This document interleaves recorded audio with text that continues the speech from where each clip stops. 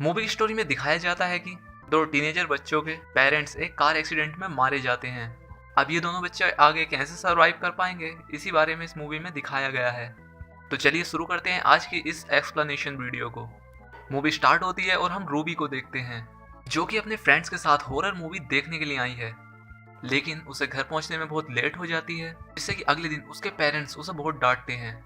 फिर उनके पेरेंट्स का मैरिज एनिवर्सरी आता है, इस पर ये डिनर करने के लिए बाहर जाते हैं और इसी बहाने रूबी भी अपने फ्रेंड्स के साथ पार्टी करने चली जाती है। और आज भी इस घर लौटने में देरी हो गई थी और तभी इनके घर पुलिस आती है। वो कहते हैं कि तुम्हारे पेरेंट्स का एक्सीडेंट हो गया है और वो दोनों बच नहीं पाए। ये सुनकर रूबी रोने लगती है और बेहोश हो जाती है। अब अगले सीन में इनका फ्यूनरल दिखाया जाता है। रूबी का भाई रेड अपने पेरेंट्स के बारे में बताते हुए रोने लगता है।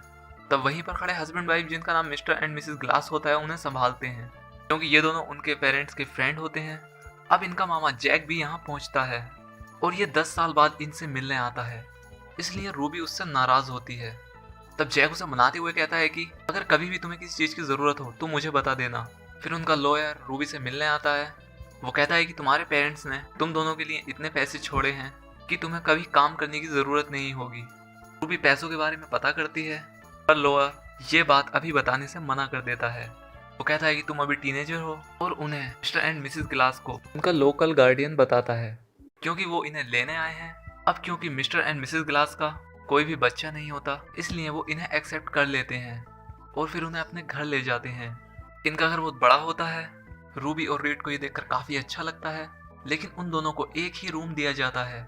रूबी ऐसा करने के बारे में पूछती है तो टेरी उसे कहता है कि ये बस ऐसे ही टेम्परेरी है और बहुत जल्दी ही तुम लोगों को अलग अलग रूम मिल जाएगा। अब रात में रूबी को नींद नहीं आ रही थी और इसलिए वो स्विमिंग करने के लिए जाती है, पर उसे लगता है कि यहाँ पर उसे कोई छुपकर देख रहा है, तो वो वापस रूम में आ जाती है। फिर अगले दिन वो अपने नए स्कूल में जाती है। अब ये स्कूल उसके पुराने स्कूल जैसा नहीं होता, फिर भी वो एडजस्ट करती है। अब वो घर पहुंचती है तो देखती है कि एडन ने उसे कपड़े और उसके भाई को वीडियो गेम गिफ्ट की है। ये देखकर ये दोनों काफ़ी खुश होते हैं। फिर अपनी फ्रेंड को कॉल करके उसके नए स्कूल के बारे में बताती है। ये कहती है कि ये स्कूल उतना अच्छा तो नहीं है, लेकिन फिर भी उसे यहाँ रहना तो पड़ेगा ही। ये सब बातें एडन सुन लेती है। वो उससे कहती है कि अब से तुम्हें यहीं रहना होगा, तो स्कूल में फ्रेंड्स भी बनाने होंगे, तो जितनी जल्दी हो सके एडजस्ट करना सीख लो। अब रूबी को ये जानकर बुरा लगता है कि एडन छुपकर उसकी बातें सुनती है। फिर जब रात को वो स्विमिंग कर रही होती है, तब टेडी उधर आता है। उसे देखकर टेडी के मन में बस एक ही ख्याल आता है, लेकिन फिर भी वो खुद को रोक लेता है। फिर वो उसे टॉवल देते हुए कहता है कि इस तरह से रात में स्विमिंग मत किया करो, क्योंकि इससे तुम बीमार हो सकती हो। फिर अगले दिन स्कूल क्लास था, जहाँ उन्हें एक डॉक्यूमेंट्री दिखाई जाती है, जो कि एक एक्सीडेंट के ऊपर होता है। अब ये देखकर रूबी को अपने पेरेंट्स की याद आती है। वो सोचती है कि शायद उसके पेरेंट्स के साथ भी ऐसा ही हुआ होगा। अब इससे उसकी तबीयत खराब हो जाती है और वो ठीक से खाना भी नहीं खा पाती। तब एडन उसे दवाई देती है। वो देखती है कि एडन के पास बहुत सारी दवाइयाँ हैं। वो पूछती है कि ये किसकी दवाइयाँ हैं, पर एडन उसे ठीक से कुछ नहीं बता पाती। अब रात को टेडी और एडन झगड़ रहे होते हैं और रूबी उन्हें देख रही होती है। तब टेडी भी उसे देखता है और फिर अगले दिन वो उसे डिनर पर बाहर ले जाता है। साथ ही वो उससे पूछता है कि तुम्हें यहाँ पर कोई प्रॉब्लम तो नहीं हो रही, जिस पर रूबी कहती है कि सब कुछ ठीक ही है, पर ये स्कूल थोड़ा अजीब है और कल रात मैंने तुम दोनों को झगड़ा करते हुए भी देखा। तब टेडी उससे कहता है कि पति पत्नी में ये सब चलता ही रहता है, तुम इस पर ध्यान मत दो। अब घर लौटते टाइम टेडी वो तेज गाड़ी चलाता है, जिस पर रूबी उसे धीरे चलाने को कहती है, जिस पर वो गाड़ी रोक देता है और रूबी के नज़दीक आने की कोशिश करता है, पर रूबी से डर रही होती है, इसलिए वो खुद को रोक लेता है। घर पहुंचकर वो देखती है कि एडन खुद को इंजेक्शन लगा रही है। रूबी को ये थोड़ा अजीब लगता है, इसलिए वो अपने लॉयर के साथ इस बारे में डिस्कस करती है, जिस पर उसका वकील उससे कहता है कि तुम्हें कुछ गलत फहमी हुई है और अगर तुम इनके साथ नहीं रह पाई तो तुम्हें अनाथालय में भेज दिया जाएगा, जहाँ पर रहना तुम्हारे लिए बहुत मुश्किल हो जाएगा। रूबी के जाने के बाद ये वकील टेडी को कॉल करके इसके बारे में बात करता है। अब घर पर डिनर के बाद टेडी और एडन रूबी से बात करते हैं, इस पर एडन उससे कहती है कि मुझे डायबिटीज़ है, इसलिए मैं इंसुलिन ले रही थी। अब रूबी इस पर विश्वास कर लेती है। फिर एक दिन वो टेडी से मिलने उसके ऑफिस जाती है। वहाँ कुछ और लोग भी थे जिनके साथ टेडी का झगड़ा हो रहा होता है, क्योंकि टेडी ने इनसे लोन ले रखा होता है, पर वो टाइम से उसे चुका नहीं पा रहा था। रूबी ये देखकर डर जाती है और नीचे चली आती है। वहाँ उसे उसके पेरेंट्स की कार दिखती है। वो सोचती है कि इसका तो एक्सीडेंट हुआ था। घर आकर वो उसके पेरेंट्स की डेट की न्यूज़ सर्च करती है और उस पर लिखा था कि वो दोनों तो BMW में थे, पर उसके पेरेंट्स के पास तो BMW थी ही नहीं। वो अपने वकील को कॉल करके इसके बारे में पता करने के लिए बोलती है। अगले दिन स्कूल में उसे एक असाइनमेंट सबमिट करना है, पर वो उसे कंप्लीट किए बिना ही सो जाती है। टेडी जब ये देखता है तो वो उसका असाइनमेंट कंप्लीट कर देता है। सुबह जब ये रूबी देखती है तो उसे अच्छा लगता है और वो उसे जाकर थैंक्स कहती है। इसके बाद रूबी से मिलने एक सोशल वर्कर उसके स्कूल आती है और रूबी के वकील ने ही उसे भेजा होता है। रूबी उसे सब कुछ बताती है और वो ये भी कहती है कि उन दोनों भाई बहन को एक ही रूम में रहना पड़ता है, जिस पर वो चेक करने के लिए उनके घर पर जाती है। टेडी को पहले गुस्सा आता है क्योंकि वो ऑफिस के लिए लेट हो रहा था और बाद में वो भी साथ देता है क्योंकि उसने पहले से ही रूबी और उसके भाई के कमरे अलग कर दिए थे।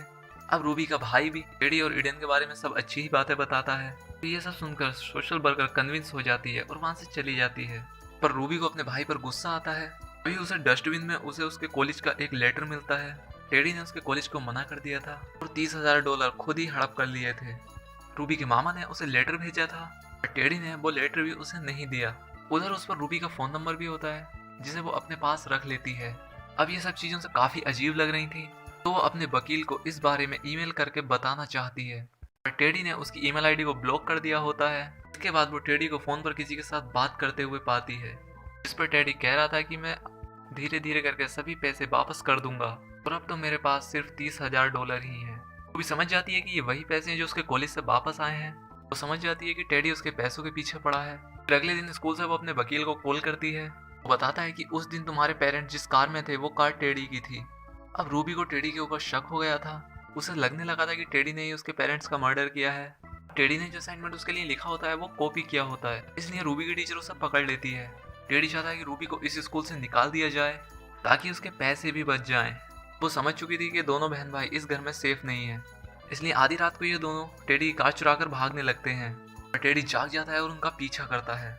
अब एक चेक पोस्ट पर पुलिस रूबी को रोक लेती है क्योंकि वो गाड़ी के पेपर और लाइसेंस देखना चाहते हैं। रूबी के पास तो ये कुछ नहीं होता, इसलिए वो बहाने बनाने लगती है। तभी टेडी भी वहाँ पहुँच जाता है और उन्हें अपने साथ घर वापस ले जाता है। रूबी कहती है कि तुमने ही मेरे पेरेंट्स को मारा है, जिस पर टेडी इनकार करता है। वो कहता है कि उस दिन उनकी एनिवर्सरी थी, इसलिए मैंने उन्हें एक अच्छी कार दी थी और ज़्यादा तेज चलाने की वजह से उनकी डेट हुई थी। रूबी को उस पर भरोसा नहीं होता और वो भागने की कोशिश करती है, पर टेडी उसे इंजेक्शन लगा के बेहोश कर देता है। अगले दिन वो रूबी के बैंक जाकर और भी पैसे निकालना चाहता है, लेकिन बैंक मैनेजर को उस पर शक हो जाता है। उन्हें पता चल गया था कि टेडी ने पहले भी $30,000 निकाले थे, इसलिए वो रूबी के अकाउंट को ही ब्लॉक कर देते हैं। इस बात पर टेडी मैनेजर से झगड़ने लगता है, पर इस बात का कोई फायदा नहीं होता। दूसरी तरफ हम एडन को देखते हैं। वो एक डॉक्टर होती है और उसे डायबिटीज भी नहीं होती है और वो ड्रग्स लेती थी और ये ड्रग्स वो हॉस्पिटल से ही चुराया करती थी। जब हॉस्पिटल वालों को इस बात का पता चलता है तो उन्होंने उसे निकाल दिया होता है। अब रात में ये दोनों फिर से झगड़ते हैं और अब इनकी बातों से पता चल जाता है कि रूबी के पेरेंट्स को इन्होंने ही मारा होता है और ईडन को इसलिए शर्मिंदगी होती है, इसीलिए वो ड्रग्स लेती है। पर टेडी को इससे कोई फर्क नहीं पड़ता। वो कहता है मैं पैसों के लिए कुछ भी कर सकता हूँ। इन दोनों की एक बेटी भी होती है जो कि अब जिंदा नहीं थी, लेकिन उसकी वीडियो देखते हुए रोने लगती है और गलती से कुछ ज्यादा ड्रग्स ले लेती है, जिससे वो मर जाती है। रूबी जब ये देखती है तो वो अपने भाई को लेकर यहाँ से भागने की कोशिश करती है, पर टेडी उन्हें पकड़ लेता है। ईडन की मौत की जिम्मेदार वो उन्हें ही ठहराता है। उन दोनों को बेसमेंट में बंद करके वो शराब पीकर सो जाता है। तब ये दोनों एक गेट तोड़कर बाहर आ जाते हैं। फिर टेडी की कार लेकर ये भागने वाले ही होते हैं, तभी उनका वकील वहां पर आ जाता है। उसे भी अब टेडी पर शक होने लगा था। कुछ देर बाद लोन वाले आदमी भी उधर आते हैं और ये सब गैंगस्टर होते हैं। टेडी रूबी को दिखाते हुए कहता है कि ये मेरी बिजनेस पार्टनर है, तो वो वकील को मार देते हैं। फिर टेडी से लोन के बाकी पैसे मांगते हैं, पर टेडी के पास पैसे नहीं होते, इसलिए वो उसे पकड़कर ले जाने लगते हैं। रास्ते में ब्रेक फेल होने की वजह से उनका एक्सीडेंट हो जाता है। फिर रूबी और उसका भाई रोड पर पैदल चल रहे होते हैं तो एक पुलिस वाला उनकी हेल्प करता है। कुछ दूर जाने के बाद उन्हें एक्सीडेंट वाली जगह मिलती है और तब टेडी जिंदा होता है, पर वो उन्हें ही मार देता है। अब वो रूबी और रीड की तरफ बढ़ने लगता है, पर रूबी उसे गाड़ी से कुचल देती है और इससे उसकी मौत हो जाती है। अगले फिल्म में दिखाया जाता है कि रूबी और उसके भाई के साथ उनका मामा था। अब ये दोनों बहन भाई उसके साथ ही रहने वाले हैं। इसी के साथ ही इस मूवी का एंड हो जाता है।